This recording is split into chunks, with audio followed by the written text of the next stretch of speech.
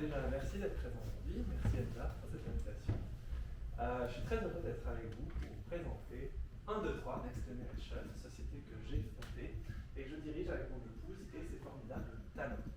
Alors, qu'est-ce que c'est? En fait, comment ça a commencé? C'est 1, 2, 3 Next Generation est né d'une vision. D'ici 5 à 10 ans, nos métiers vont changer et on n'a pas appris à s'adapter.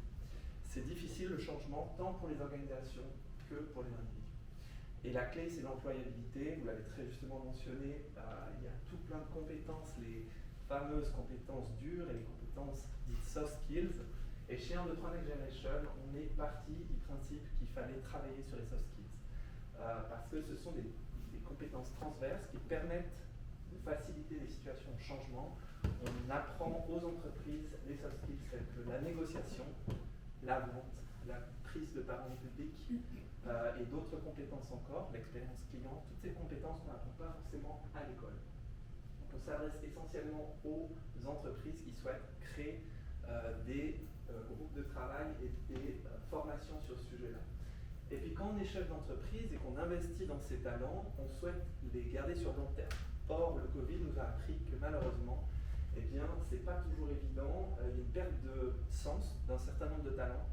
Et le Covid n'a pas aidé à cette cohésion qui se trouvait souvent autour de la machine à café quand même dans les entreprises. C'est un des endroits les plus stratégiques, je dirais, pour la culture d'entreprise.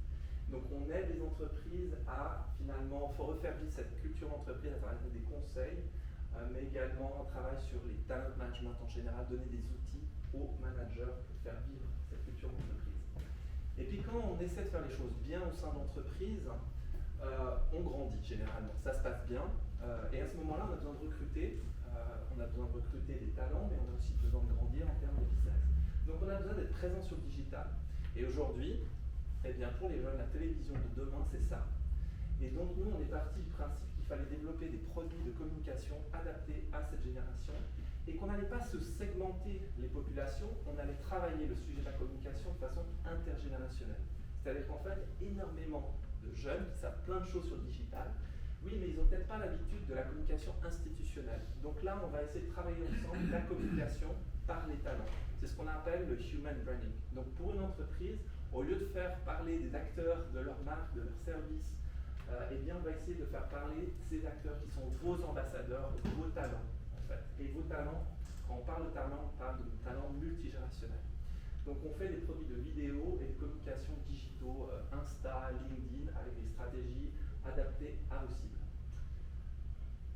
Notre objectif, c'est effectivement de empower our generation, c'est-à-dire utiliser les compétences transverses dans toutes les générations et de faire grandir l'entreprise à travers des produits de communication, de vidéo entre autres, des stratégies digitales, des stratégies événementielles également où on fait parler des talents ou des acteurs de l'entreprise à travers des recordings vidéo notamment.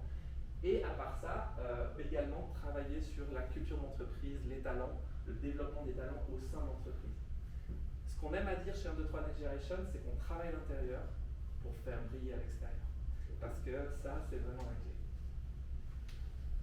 Voilà, ce qu'on essaie d'apporter aux entreprises, c'est plus de visibilité, d'attractivité, de responsabilité également, parce qu'on est conscient qu'effectivement, la diversité et l'inclusion, c'est un sujet important. La responsabilité de l'entreprise est au cœur des préoccupations aussi des jeunes générations en termes d'éthique ou d'action concrète de l'entreprise vis-à-vis de la communauté.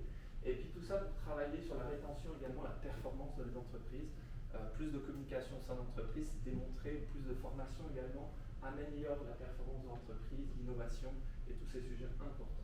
Donc nos centres d'expertise sont seulement centrés autour des soft skills, la marque employeur, la human branding, comme je vous parlais tout à l'heure, et évidemment travailler ces sujets en entreprise sous forme multigénérationnelle, travailler la culture d'entreprise, la diversité et l'inclusion. Ça y est, j'y suis. 44 secondes. Voilà, donc on fait plusieurs produits dans la communication, on fait de la vidéo, des stratégies digitales, mais aussi des stratégies plus traditionnelles, pour justement inclure les générations d'après, qui ne sont pas toujours dans le digital. Et on fait du conseil pour généralement les founders, CEO, équipes de management avec leurs talents. Et enfin, on fait des sur-mesures, des formations sur mesure pour les talents, justement, pour les équiper avec les compétences 2.0.